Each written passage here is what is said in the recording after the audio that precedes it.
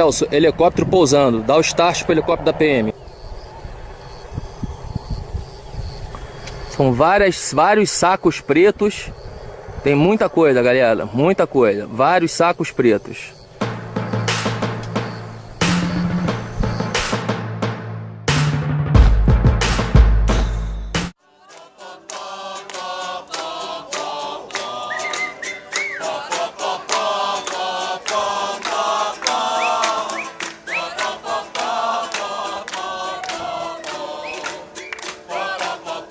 A Polícia Federal e a Polícia Militar do Espírito Santo divulgaram que no dia 24, divulgaram no dia 25, uma segunda-feira, que na véspera tinham feito uma apreensão de 445 quilos de pasta base de cocaína que tinham sido transportados por um helicóptero.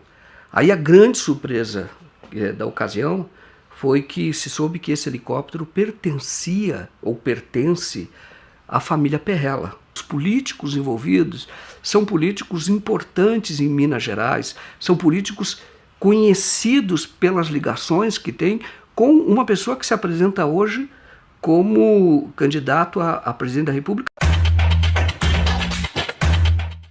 Define uma palavra, cruzeiro. Uma palavra só. Paixão. Dinastia. Perrella? Aécio Neves. Amigo.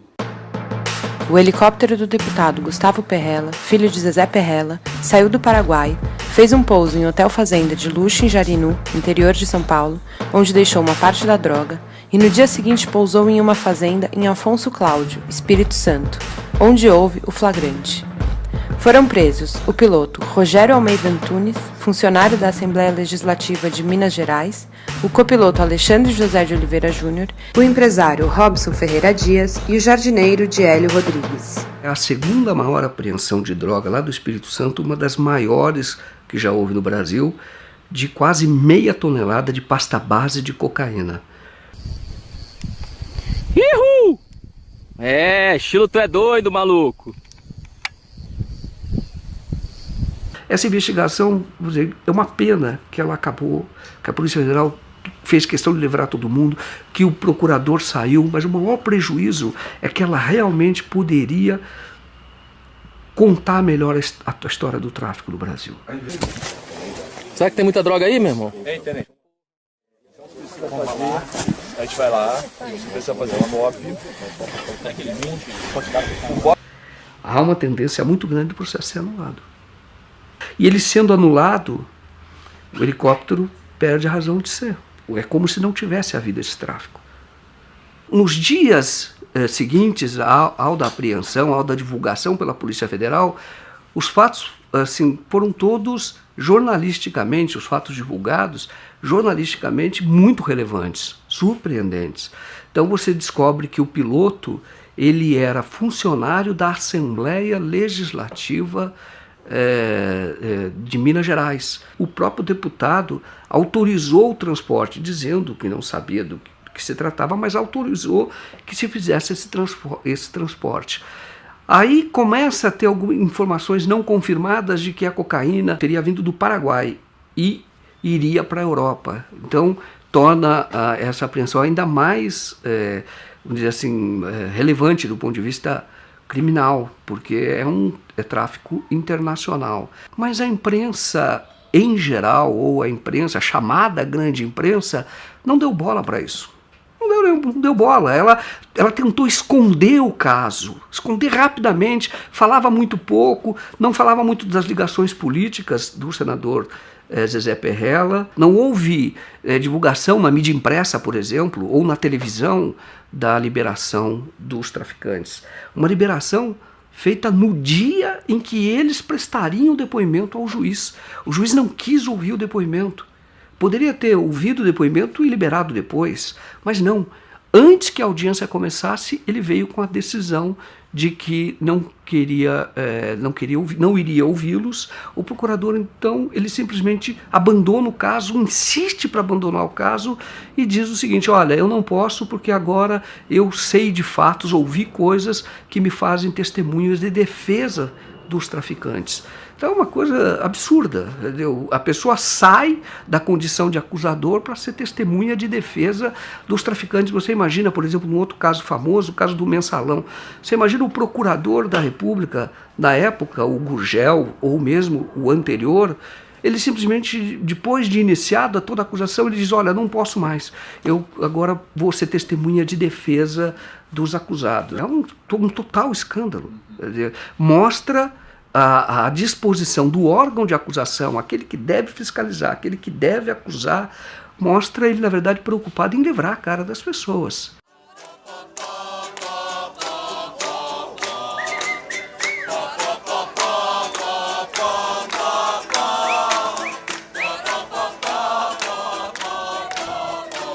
Várias investigações em curso, com provas, inclusive, sobre a relação dessa família Perrella, tanto o Gustavo como o Zezé, com várias ações ilícitas. E isso já é, sim, material suficiente para abrir uma investigação, uma CPI, aqui nessa casa, para poder investigar isso. A questão da carne adulterada com água congelada, ela não é mais falada em canto nenhum. A questão dos 2,5 milhões numa verba estadual dedicada à família, à empresa deles, não é mais falado. Nós temos o medo que essa questão de 450 quilos de cocaína dentro de um helicóptero de um deputado estadual, numa fazenda, num senador, isso cai no esquecimento muito rápido. Uma pessoa que você precisa jogar luzes, entendeu? Porque eu diria, o que se diz no Estado, que ele é financiador das campanhas, grande financiador das campanhas, ele tem casos, processos hoje respondendo no Ministério Público por improbidade administrativa, porque as empresas que ele tem prestam serviços para o governo do Estado a preços superfaturados. Suspeita de irregularidades no enriquecimento do suplente de senador em Minas e presidente do Cruzeiro, Zezé Perrella. O Ministério Público quer saber como ele conseguiu comprar uma fazenda avaliada em 60 milhões de reais. Na propriedade, o Cartola planta e estoca grãos, tem uma floresta de eucalipto, uma fábrica de ração, cria gado e suínos. A sede, ampla e luxuosa, tem piscina e pista de pouso para aviões com até 15 passageiros. Hoje, a remuneração bruta de um deputado estadual é de R$ 23 mil. Perrella ocupou uma cadeira na Assembleia Legislativa de 2006 a 2010. Também foi deputado federal de 99 a 2003. O Ministério Público quer saber de onde veio o dinheiro para o patrimônio se multiplicar tão rápido. O senador Aécio Neves impôs ao ex-presidente Itamar Franco, quando candidato ao Senado, que tivesse como suplente o Zezé Perrella. Consta que o Itamar Franco não queria, mas até para ser eleito foi uma exigência do Aécio. Como é que é a história da fazenda? A minha fazenda fica a 300 e poucos quilômetros. Essa aqui saiu na televisão aí, que a Record mostrou. Na Record? Eu ia sempre de avião, porque eu estou a 40 e poucos quilômetros de 4 cidades, né, por terra. E quando você vai de carro, você tem que atravessar balsa, essas coisas todas. Resolvo ir numa cidade do lado lá, que chama Paineiras. Estava eu e meu diretor de futebol. Chegando lá e tomamos umas pinguinhas, né? Evidente. Voltando, fazenda? Cara, eu não achava fazenda nem pro diabo. Cheio Você de eucalipto, dirigindo? entroncamento, eu dirigindo. Tinha uns caras bebendo lá, eu parei, falei um cara assim, chamei o cara lá, ele veio no carro, falei, você podia me fazer um favor, onde é que é a fazenda do Zezé Perrella? Ele falou, pô, tá me tirando, Zezé Perrella é você. Falei, eu sei que eu sou eu, caramba, eu não sei onde é que é a minha fazenda. Então, eles são populares em Minas Gerais por conta do envolvimento deles com o futebol profissional, com o Cruzeiro. Eles são conhecidos também, bastante conhecidos, vamos dizer assim, de promotores do Ministério Público, porque já vem tentando há muito tempo investigar a família, mas sempre esbarram, os processos não andam, pelo menos não andavam até o helicóptero. E em Minas Gerais, eles são conhecidos por terem poder, bastante poder, ameaçar jornalistas. O único jornal que chegou a fazer denúncias contra ele, trocou de proprietário, tem um outro proprietário, e o jornal simplesmente não fala mais nem do caso do helicóptero. É hoje em dia? Exato, é hoje em dia. O seu nome, por exemplo, foi ligado à queda de um helicóptero agora recentemente em Minas Gerais com 400 quilos de cocaína. É uma piada, está preparado, senador? Isso é uma piada. Para a família, o senhor acredita que vai acompanhar a família? Não, ele tem que explicar, até hoje não ouvi nada que, acho que ninguém em Minas, que o vinculasse a essa questão. Temos que dar ele o direito de defesa, mas é preciso que isso seja rapidamente esclarecido. A blindagem em Minas é absoluta, né? Eu costumo dizer que em Minas Gerais, por exemplo, não existe mais a tese de Montesquieu, a separação dos três poderes. Aqui, executivo, legislativo e judiciário se misturaram num só. A gente costuma dizer que se foi trocado pelo lema dos mosqueteiros, né? Um por todos e todos por um. Se é verdade que não há envolvimento dos proprietários, mas por que esse helicóptero foi usado? Então, o helicóptero, ele acabou sendo, ele é um grande ponto de interrogação. 3 ou 4 dias depois da apreensão, você tem o delegado da Polícia Federal que convoca, que chama a imprensa para dar uma entrevista cujo objetivo era mostrar ou dizer que para a Polícia Federal, o Zezé Perrella, senador dono do helicóptero, o deputado dono do helicóptero, não tinha nenhuma relação com esse caso. Ele veio num papel que não é dele. O papel dele é apurar. É por isso que existe o aparelho policial. O chamado, quando as pessoas que entendem de direito dizem, o chamado contraditório, quando você vai provar que não é bem assim, você vai dar uma versão contraditória, esse é o papel do judiciário, é quando chega ao juiz. Mas até ali, você tem um aparelho, o aparelho policial, o aparelho do Ministério Público, é justamente de acusação. É justamente de buscar, quando vem indícios, buscar elementos para poder acusar. Isso é para proteger a sociedade. Só que não é justo que essas pessoas, nesta fase de indiciamento ou de suspeita, elas sejam presas. Mas, enfim, elas são efetivamente suspeitas. Agora, depois você tem um judiciário, que seria imparcial, que julga ouvindo advogado de defesa e Ministério Público. Neste caso, você parece que só tem defesa. Você não tem acusação. E aí quando se diz que a própria imprensa que tem esse papel, nós ouvimos já que ela é o cão de guarda da sociedade, que ela tem esse papel de fiscalização, ela também não fez, ela também se omitiu. Você tem, por exemplo, uma pessoa do Rio de Janeiro, que é o Robson Ferreira Dias. A polícia disse que ele era um comerciante, assim, menosprezou, como se fosse uma pessoa um laranjão. E não é. Esse era empresário de futebol, também empresário de futebol profissional.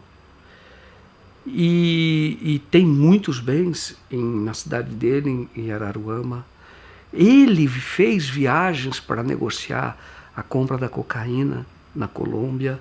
Ele fazia os contatos na Europa. O Alexandre tem uma escola de pilotos em Campo de Marte. E aí quando você conhecia o Alexandre, então você vê que o Alexandre era um empresário em ascensão, crescendo muito rápido. Em 3 anos ele não tinha nenhum helicóptero, passou a ter 5, muitos alunos, ele muito ambicioso, muito articulado, muito preparado, muito inteligente, sem nenhuma passagem pela polícia. Ele era maçom, participava de associações de pilotos, ele era um cara respeitado, entendeu? Como empresário, em ascensão. 26 anos, um empresário. Deu entrevista em rede nacional. Alexandre, você é traficante? Não sou traficante. Com toda sombra de dúvida, não sou traficante. Mas você foi buscar cocaína e levou para o Espírito Santo? Negativo, seu Joaquim. Fui contratado para fazer um voo do Paraná para o Espírito Santo de produto eletrônico e veterinário. Em momento algum nós tínhamos conhecimento que estávamos transportando cocaína. Nem eu e nem o outro piloto, o Rogério. O senhor acha que foi usado? Com certeza foi usado. Com que objetivo? Olha, eu não sei te dizer, mas eu acredito que qualquer piloto que soubesse que estivesse transportando cocaína não pousaria em nenhum aeroporto controlado. Você entendeu? A gente pousou em Avaré, pousamos em Divinópolis. Você entendeu? Com conhecimento da carga, se tivéssemos o conhecimento, a gente não pousaria em nenhum aeroporto.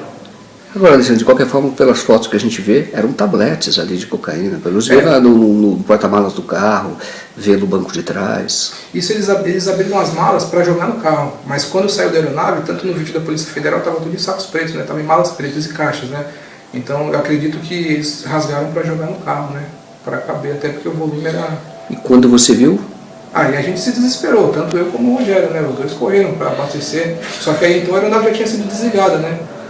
Se a gente tivesse conhecimento, a gente não ia desligar. A aeronave não precisa ser desligada para abastecer. A gente poderia abastecer. Se a gente tivesse conhecimento do que era, a gente ia abastecer a aeronave acionado. A gente cortou a aeronave, desceu, foi buscar o combustível. Ninguém estava... em momento algum a gente tinha ciência do que se tratava. Só quando eles começaram a abrir. Aí bateu o desespero. Só que quando a gente viu o que era, já começou a chegar a polícia, né? Agora, Alexandre, tem uma mensagem que é trocada por o piloto, pelo Rogério, com o primo dele, em que ele diz que estava transportando coca. E tira até uma foto. E transmite uma foto. Eu não tive acesso a isso, eu não vi. O que eu posso garantir é que a mercadoria veio toda em malas e caixas fechadas. A gente não tocou em nada, a gente não carregou a aeronave em momento algum. E qual era a linha de defesa do senhor? A nossa linha era justamente nisso aí. Que ele não tivesse conhecimento que era droga. Seria isso aí tentar saber que ele é primário, a pessoa que nunca se envolveu com crime. É um empresário. Para nós foi surpresa também. O que o senhor acha que vai dar esse processo? A justiça tem que decidir. Os processos, sob a minha ótica, está nulo. A prova ilícita não tem valor algum. Por que São Paulo, que tem a maior frota de helicópteros do mundo, e esse piloto que nos deu entrevista, foi ele que articulou o transporte. Então foi ele que trouxe um helicóptero de Minas Gerais para fazer esse transporte. Teoricamente foi ele que trouxe. Mas eu pergunto, mas por que ele precisava trazer de Minas, se aqui em São Paulo tem tanto helicóptero? Ele próprio tinha 5 helicópteros. E ele é o menor nessa cadeia. Você percebe que ele recebe ordens. Quando você vê a investigação, eles falam todos em códigos, com apelidos. Ele é subalterno. A descoberta foi da polícia, esteve lá, só que ela não valorizou isso dentro do processo. Porque a droga, pela legislação, o próprio território do hotel, por ter guardado a droga, está sujeito até a confisco, assim como o helicóptero. E então são pessoas que são empresários, sem nenhuma passagem, riquíssimos, são donos do hotel. Num Jeep verde, eram 3 homens que vieram até o helicóptero, pegou o Jeep e levou para dentro do hotel. Estavam todos em malas pretas, em sacolas pretas grandes. Foram todas para o hotel. No dia seguinte ele volta lá, pega de novo, só que havia menos sacolas, havia 3 sacolas a menos. Volta de que horas vocês pararam em Jarinu? Isso, quando veio e descarregou. Do Campo de Marte para Jarinu dá 15 minutos. A gente chegou lá um meio de 15 mais ou menos, no domingo. Isso quando estava indo, pegando a mercadoria. Exatamente. Mas e quando descarregou a mercadoria, era que horas? Era por volta de umas 4h30, 5 da tarde. De sábado? De sábado. E você sabe quem são as pessoas que pegaram essa droga? Eu não sei quem são as pessoas. A única coisa que foi passada é que ia ter um Jeep e iam ter 3 pessoas para receber. Um Jeep verde e 3 pessoas. Né? Segundo ele, era funcionário dele da 25.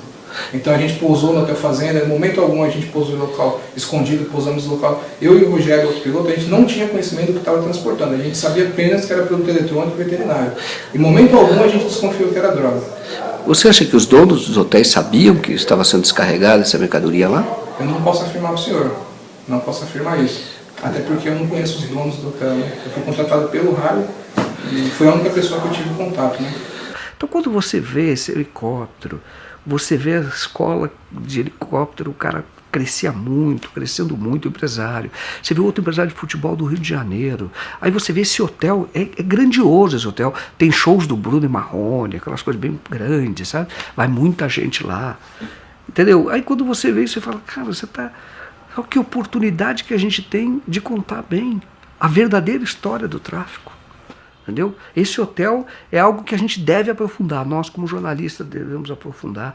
Eu fui até um ponto, vou dizer que ainda não fui além, porque nós iríamos muito à frente da polícia. E nós não temos os instrumentos para fazer isso. Entendeu? É uma investigação virgem que a gente vai na frente. Totalmente na frente. Porque essas pessoas sequer foram acusadas, sequer foram mencionadas.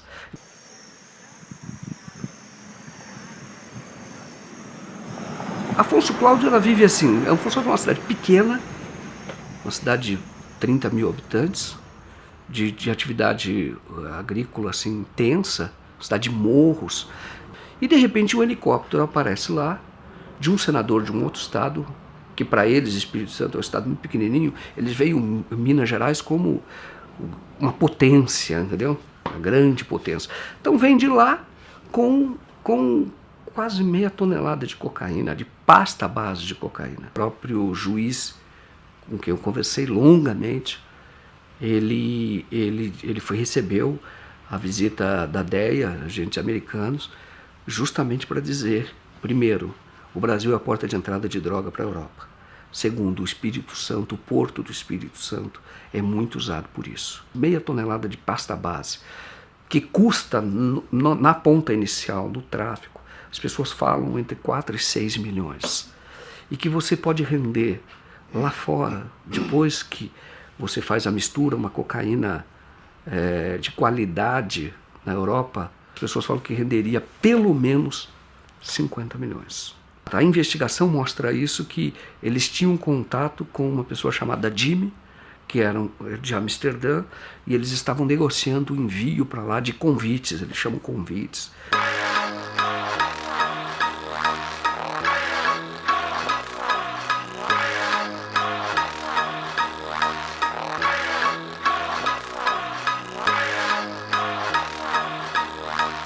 A investigação parou. Os caras foram soltos. Foram soltos sem pagar fiança, sem exigir, por exemplo, tornozeleira, que poderiam ficar em tornozeleira, sem nenhuma obrigação de comparecer mais à justiça. O helicóptero pode ser devolvido para a família Perrella. A droga vai ser queimada, mas ninguém tem certeza que se o que vai ser queimado será a mesma droga. Aí diz, olha, e como é que fica a sociedade? Por que estamos fazendo tudo isso? Agora, impressionante é que se hoje você for em qualquer presídio, feminino sobretudo, a maior parte das pessoas que estão nesses presídios, presos como ratos, assim, de superlotação, a maior parte é por tráfico de drogas. A maior parte. Mas olha que contradição. São as pessoas pegas com meio quilo, às vezes até para consumo próprio, essa é a discussão. Essas estão presas, mas presas por 10 anos, por 12 anos. Entendeu? Arrebentou totalmente. É isso que o Brasil está aprendendo. Então, como é que o senhor, como político, recebeu aquela apreensão de drogas do Espírito Santo? Como é que Minas tem tratado isso? O que nos choca nisso são as diferenças de tratamento. Nem o piloto, após um flagrante de 445 quilos de pasta base de cocaína, nem o piloto está preso, que foi pego em flagrante. Mas nós temos um jornalista que, por editar matérias que não são do interesse do senador Aécio Neves, está preso há mais de 4 meses, doente, teve infarto, está na enfermaria do hospital, não foi condenado a absolutamente nada, está preso. Nós temos ainda em Minas Gerais, já condenado por 102 anos de cadeia, assassinos e o mandante do assassinato da chacina de Unai, que assassinaram na época 7 sem-terras. Eles já foram condenados a mais de 100 anos de cadeia e estão soltos por habeas corpus, que lhes dá o direito de responder. Aliás, já foram condenados, estão em liberdade para fazer o recurso deles em liberdade, e já condenados. Esses conseguiram habeas corpus. E o jornalista não consegue um habeas corpus. Então nós temos aqui preso político, nitidamente preso político. Aqui está tudo dominado. Tudo é feito em torno do senador Aécio Neves, que virou espécie de imperador.